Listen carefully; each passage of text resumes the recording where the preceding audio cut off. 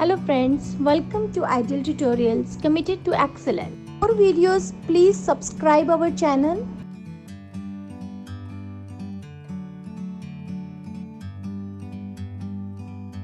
Like a bird on a tree. Asexual reproduction, it involves only one parent. There is no formation and also fusion of gametes. The young ones that are formed are almost or fully identical to each other as well as to their parents. It generally occurs during unfavorable or favorable conditions environment when there is abundance of food, and we can also call it as nutrition. It is faster method of reproduction as compared to sexual reproduction. Types of asexual reproduction in unicellular organism. Binary fission, it is basically in bacteria, protozoa like amoeba and paramecium. In binary fission, there is division of cell in any orientation. There is no perfect orientation for it. Then we have multiple fission. It occurs in plasmodium. That is, it is a malarial parasite. Now we have next fragmentation seen in multicellular organisms which have relatively simple body organization like Spirogyra. Then we have regeneration. Regeneration is basically the ability to develop organism from the lost parts. Some organisms have high regenerative capacity. For an example, planaria. Now we have next fragmentation seen in multicellular organisms which have relatively simple body organization like Spirogyra. Then we have regeneration. Regeneration is basically the ability to develop organism from the lost parts. Some organisms have high regenerative capacity. For an example, planaria. We have sexual reproduction. It is basically in human beings or even in animals we can see it. We have two sexes in this, male and female. During sexual reproduction, male sex organ produces male gametes that are sperms, which are small and motile. Motile means movable. And the female organism having female sex organs that are basically egg or ova, which are large in size and store food. Male and female gametes fuse to form a zygote, that is a single cellular organism that grows into a whole organism.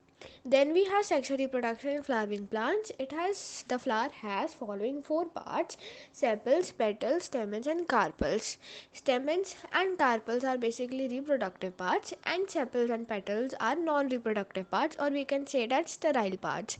Stamens are basically male reproductive parts and produce pollen grains. These are further of it contains further two parts. We can say that filament, that is a stalk, and anther, which is a swollen part which has a number of pollen grains which are male gametes. Then we have carpel. Carpel is female reproductive part and produces ovules and contain female gametes. It also has three parts: stigma, it is a sticky part that receives pollen grain during pollination. Then we have style, it is a long middle part through which pollen tube grows. And then we have ovule.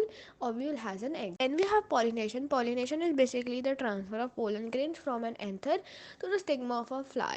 The two types of pollination are self pollination, it is the transfer of pollen grains from anther to stigma of the same flower of anther and the stigma. Then we have cross pollination, it is the transfer of pollen grains from anther to stigma of the different flowers and of course of different plants. Then we have pollination. Pollination is basically the transfer of pollen grains from an anther to the stigma of a flower.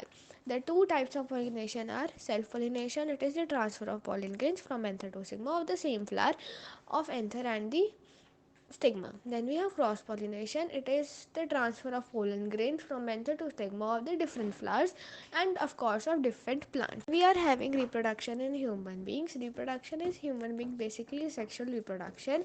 Male produces male gametes called sperms and female produces female gametes called ova or egg.